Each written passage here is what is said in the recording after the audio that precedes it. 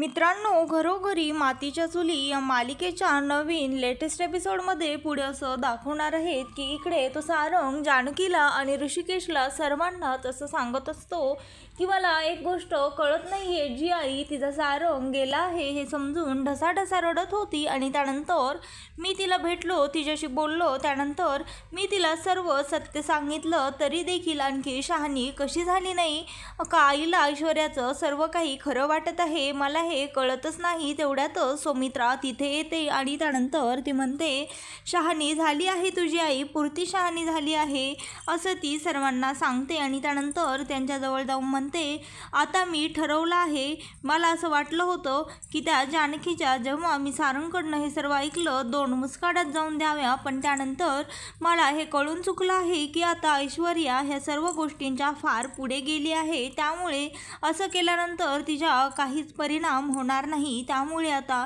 तिला चांगली जन्माचीच अद्दल घडवायला हवी असं ती सर्वांना सांगत असते। त्यावेळेस मला कळालं ना माझ्या सारंगचा त्या बाईने कसा उपयोग करून घेतला, त्यावेळेसच मी माझ्या मनाशी ठरवलं की ऐश्वर्या आता तू कितीही चांगली ॲक्टिंग कर, पण मी काही तुझ्या ॲक्टिंगला बळी पडणार नाही, आता तू बघच मी तुला कसा धडा शिकवते असं ती सर्वांना सांगत असते। आणि त्यानंतर ती म्हणते म्हणूनच मी हे सर्व समजून घेतलं आणि तुमचं नाटक तसंच पुढे सुरू ठेवलं। त्यावर ती अवंतिका म्हणते म्हणजे आई तुम्ही आत्तापर्यंत जे काही वागत होता ते नाटक होतं का? त्यावर ती म्हणते हो। आणि त्यानंतर सौमित्रा म्हणते आता मी फक्त तुमच्यावर विश्वासच नाही ठेवणार तर तुमची साथ देखील देणार आहे असं ती सर्वांना सांगते। तिचं हे बोलणं ऐकून सर्वांनाच फार आनंद होतो। त्यानंतर ती जानकीला म्हणते पण तुझ्यावर मात्र मी नाराज आहे बरं का जानकी, कारण तू नेहमीच एवढा चांगुलपणा का गं दाखवतेस, हाच चांगुलपणा तुझ्यावर बेततो, त्यामुळे मी मात्र जानकी तुझ्यावर नाराज आहे। आणि तुझ्या आईचं काय, आणखी त्यांचा काहीही पत्ता लागलेला नाहीये आणि कोर्टामध्ये तर आणखीनही तुझ्यावर आरोप आहेच आहे, तू आणखी निर्दोष, तुझी सुटका झालेली नाहीये, ह्या सर्वाकडेही तू जरा लक्ष द्यायला हवंस असं ती सौमित्रा तिला सांगत असते। ऐश्वर्याला आता जन्माची अद्दल घडावी असंच काहीतरी करायला हवं, त्या ऐश्वर्याने नात्यामध्ये फूट पाडली, आपल्या घराचे हिस्से देखील तिने केले असं ती सांगत असते। त्यानंतर ती म्हणते जानकी तू शंख फुकायला घे, आता नात्यांमधलं महाभारत सुरू झालं आहे आणि कोणताही काळ असला तरी हार मात्र वाईटाचीच होत असते असं ती त्या जानकीला सांगते। आणि आता आपलं रणदिवे कुटुंब एकत्र आलं तर आपण काय करू शकतो हे त्या ऐश्वर्याला दाखवून देण्याची वेळ आली आहे। आणि त्यानंतर इकडे ऐश्वर्या तिच्या मैत्रिणीला भेटण्यासाठी आलेली असते, ती तिची मैत्रीण डॉक्टर असते। त्यानंतर ती ऐश्वर्या तिच्याकडनं खोटे प्रेग्नन्सी रिपोर्ट बनवून घेते आणि म्हणते खरंच तू अगदी जशास तसे प्रेग्नन्सी रिपोर्ट मी बनवले आहेत आणि त्यामध्ये हे देखील मेन्शन केलं आहे की बाळ अगदी व्यवस्थित आणि हेल्दी आहे असं ती त्या ऐश्वर्याला सांगते।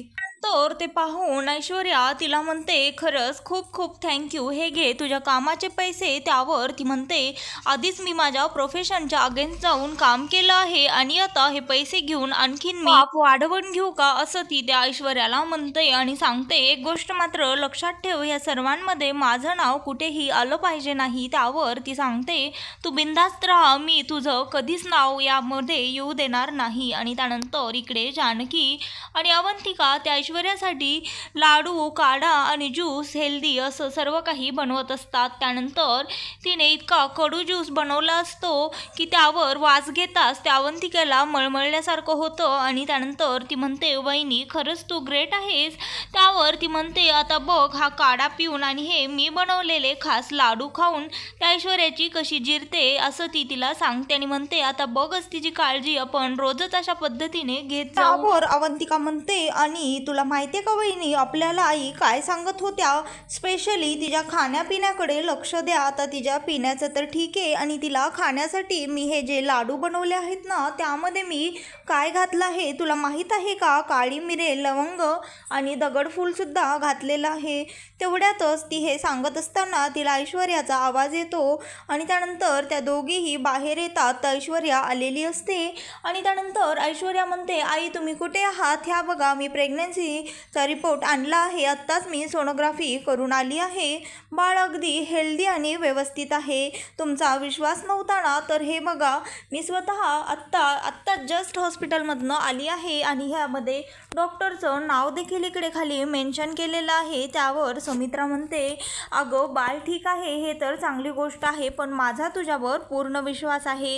हे तर तू त्यांना दाखव ज्यांचा तुझ्यावर विश्वास नव्हता, असं त्या जानकीकडे बघून ती सुमित्रा म्हणत असते. त्यावर ती जानकी म्हणते, आई असं काही नाही आहे, माझा सुद्धा विश्वास होता, पण मी तर फक्त बाळाच्या काळजीपोटी सोनोग्राफीचं बोलले होते. त्यानंतर ती म्हणते, बरं ठीक आहे आई, ते सर्व जाऊ द्या, पण तुम्ही सांगितल्याप्रमाणे आम्ही सर्व तयारी करून ठेवली आहे. त्यावर ती ऐश्वर्या तिला विचारते, कसली तयारी? तर ती सांगते, आईने मला पौष्टिक काढा आणि लाडू तुझ्यासाठी खास बनवायला सांगितले होते.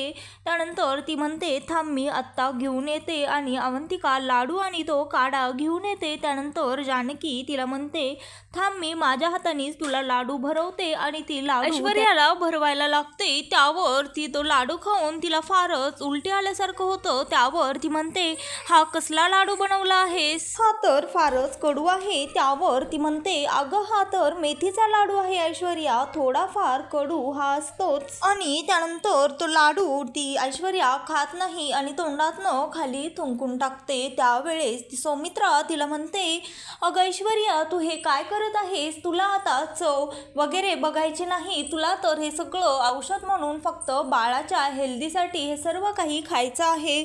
चल बरं, खा पटापट, असं करू नकोस. आणि जानकी, तू काय बघत बसली आहेस? चल भरव तिला, तुला तर काही ऐश्वर्याची काळजीच नाहीये. अवंतिका, तू ज्यूसही आणला आहेस ना, आता तिला ज्यूस दे बरं. तो ज्यूस म्हणजेच काढा पिऊन तर तिला ओमेटिनच होता. त्यावर ती म्हणते, हे सर्व काय आहे आई? ह्या माझ्यासोबत मुद्दाम करत आहेत. त्यावर ती म्हणते, नाही गा ऐश्वर्या, मी स्वतः त्यांना त्याची रेसिपी सांगितली होती. तू घे बरं पटापट, आणि थोडंफार तर कडू असतंच ते, पण बाळासाठी ना अगदी हेल्दी असतं. ते काढा पिऊन तर ती तो थुंकून टाकते तोंडातनं. आणि जानकी म्हणते, अगं असं काय करतेस? राहू दे, थांब, मी तुझ्यासाठी आणखी एक दुसरा लाडू बनवला आहे, तो तुला नक्कीच आवडेल. असं म्हणून आणखीन लाडू तिच्या तोंडामध्ये अवंतिका आणि जानकी कोंबायला लागतात. त्यावर ती म्हणते, फारच तिखट आहे. त्यावर सुमित्रा म्हणते, अगं तिखट कसं असेल ऐश्वर्या? त्यावर ती म्हणते, आई तुम्ही थोडं खाऊन बघा. आणि त्यानंतर ती पळतच तिथनं पळ काढून स्वतःच्या बेडरूममध्ये जाऊन बसते आणि त्यानंतर ओमेटिन करते. आणि इकडे ती गेलेली आहे हे पाहून अवंतिका म्हणते, पळाली. त्यावर जानकी तिला म्हणते, पळणारच ना, दीडशहानी मोठे खोटे रिपोर्ट्स घेऊन आली आहे, असं तिला सांगते. त्यावर ती सुमित्रा म्हणते, मला देखील बघायचं आहे ही कितपत खोटं बोलू शकते, असं ती सर्वांना सांगते.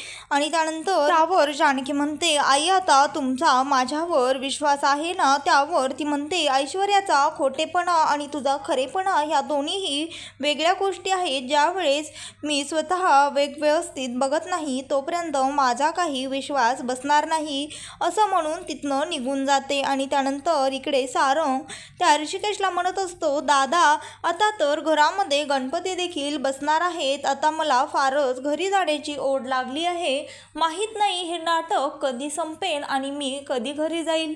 आता तर मला इथे असं एकट्या राहण्याचा फारच कंटाळा आला आहे. मला ह्या चार भिंती खायला उठतात अरे दादा, आणि सतत आपल्या घरची आठवणही येत राहते, असं तो ऋषिकेशला सांगत असतो. त्यावर ऋषिकेश म्हणतो, सारंग आता थोडाच दिवस दम काढ, त्यानंतर आम्ही तुला घरी घेऊन जाणारच आहोत, असं त्याला समजावत असतो. पण सारंगला मात्र घरची आठवण तर येतच असते. आणि त्यानंतर इकडे जानकी तिच्या रूममध्ये एकटीच विचार करत बसलेली असते. त्यावर ती स्वतःच्या मनालाच म्हणते, मी असं काय करू ज्यामुळे आई आमच्यावर विश्वास देखील ठेवतील, कारण आई आमच्या बाजूने म्हणजे प्लॅनमध्ये सामील तर आहेत पण बाजूने नाही आहेत, असं ती स्वतःच्या मनालाच विचारत असते. आणि त्यानंतर तेवढ्यातच तिथे ओवी येते आई आई करत. त्यावर ती म्हणते, आई तुला सुद्धा सारंग काकाची आठवण येते का गं? मलाही माझ्या गुलाबजाम काकाची फारच आठवण येते. तुला आठवतंय का आपण गणपतीच्या वेळी किती सुंदर असं आपल्या घरामध्ये हसी मजाक असायचा, गुलाब काका किती छान डेकोरेशन करायचा आणि मी त्याला मदत करायचे. आता तो कधीच परत येणार नाही का ग, असं ती त्या जानकीला विचारत असते. त्यावर ती म्हणते तो लवकरच परत येईल बाळा, असं तिला समजावते. आणि त्यानंतर इकडे सारंग, ऋषिकेश आणि सौमित्र मिळून गणपतीच्या डेकोरेशनची तयारी करत असतात. त्यावर तो म्हणतो मला तर असं वाटतंय कधी मी घरी जाईल आणि हे मकर तिथे मांडेन. त्यावर तो सौमित्र म्हणतो अरे तू आधी बनव तर, हे मकरही आम्ही रात्री घरीच जाऊन घेणार आहोत. तिथे सौमित्र येतो आणि ते पेपर सारंगला देऊन म्हणतो बघ आता तुझ्या आवडीचे सर्व कलर्स मी आणलेले आहेत आणि आता पटापट छान मखर बनव बरं सारंग, तुझ्यासारखं मखर कोणालाच आपल्या घरामध्ये बनवता येत नाही. त्यावर तो म्हणतो हो दादा, पण बघ ना माझ्यावर काय वेळ आली आहे, असं मला एकट्यामध्ये मकर बनवावं लागत आहे. रणदिवेंच्या घरामध्ये काय असा पसारा घालून मी मस्त डेकोरेशन करायचो आणि मला सर्वजण मदत देखील करायचे. आपली ओवी तर मला तिच्या हाताने खाऊही घालायची कारण माझ्या हाताला गोंद लागलेला असायचा, असं तो सांगतो. आणि म्हणतो खरंच गणपतीला आता शरीताई देखील घरी येणार असेल, असं तो सर्वांना सांगत असतो. आणि त्यानंतर इकडे घरी ऐश्वर्या उलट्या करून करून दमलेली असते. ती म्हणते मला माहीत आहे जानकी हे सर्व तू मुद्दामून करत आहेस, पण काळजी करू नकोस, नाही तुझा सगळा माज उतरवला ना तर मी ही नावाची ऐश्वर्या नाही, असं ती स्वतःशीच बोलत असते. आणि त्यानंतर ऐश्वर्या सरासरा पायऱ्या उतरून खाली येत असते. तेवढ्यातच तिचा तोल जातो आणि ती पडायला लागते. तर जानकी तिथे तिला सावरते आणि त्यावेळेस तिला म्हणते अगं काय करतेस ऐश्वर्या, हळू जरा सावकाश, प्रत्येक वेळी मी तुला तू तोंडावर पडताना सावरायला नसणार आहे. बाय द वे तुला पौष्टिक लाडू कसा वाटला असं तिला विचारते. आणि ज्यूस कसा होता ते तर तू सांगितलंच नाहीस. त्यावर ती म्हणते अगं तू तर हे मुद्दामून केलेस ना जानकी. त्यावर ती म्हणते नाही अगं ऐश्वर्या, ठरवून गेला आहे, तू कसं घरामध्ये ठरवून मिठाचे वारंवार खडे टाकत असतेस अगदी तसं. ज्यूसचं विचारशील तर चांगला कारल्याचा चुरा करून करून तो बनवला होता. काय ना सतत तुझा मेंदू बिझी असतो घरामध्ये कट कारस्थान रचण्यामध्ये, म्हटलं जरा त्याला चालना भेटेल, असं ती त्या ऐश्वर्याला म्हणत असते. त्यावर ती ऐश्वर्या म्हणते शट अप. तर ती म्हणते you shut up and keep your voice down, नजरही खाली आणि आवाजही खाली कर. या घरामध्ये करत असतेस ना त्याच्या कम्पेअरमध्ये मी तर काहीच केलेलं नाहीये. तुला सतत खोटेपणाचे ढोल बडवायची सवय आहे ना, पण खोटेपणाचे ढोल एक दिवस फुटल्याशिवाय राहत नाही. त्यावर ऐश्वर्या तिला म्हणते अगं छोट्या छोट्या लढाया काय जिंकलीस, स्वतःला विनर समजू नको, किती मोठी लूजर आहेस हे खरं तर आता कोर्टाची तारीख आल्यावरच कळेन, असं ती त्या ऐश्वर्याला म्हणते. आणि त्यानंतर इकडे ऋषिकेश त्याला सांगत असतो अगं जानकी आत्ताच आम्ही पोलीस स्टेशनला जाऊन आलो, इन्स्पेक्टरनी आम्हाला भेटायला बोलवलं होतं आणि त्यांनी असं सांगितलं आहे की तुझ्या आईची डेड बॉडी कुठे सापडली नाही. त्यावर ती म्हणते आणि सापडणारही नाही कारण मला माहीत आहे माझी आई आणखीनही जिवंत आहे आणि मी तिला शोधून काढणारच. एक मुलगी म्हणून मी कुठेही कमी पडणार नाही, माझे प्रयत्न सोडणार नाही. त्यानंतर जानकी त्या लताबाईच्या रूममध्ये जाऊन तिची बॅग काढून त्यामधलं एक सर्टिफिकेट वरती काढते आणि त्याच्यावरती हात फिरवून म्हणते आई तू जिथे कुठे आहेस तिथे तयार राहा, तुझी मुलगी तुला घ्यायला लवकरच येत आहे. तर मित्रांनो, घरोघरी मातीच्या चुली या मालिकेचे नवनवीन लेटेस्ट एपिसोड पाहण्यासाठी आत्ता चॅनलला लाईक, शेअर आणि सबस्क्राईब मात्र नक्की करा. व्हिडिओ आवडले असल्यास कमेंट देखील करा.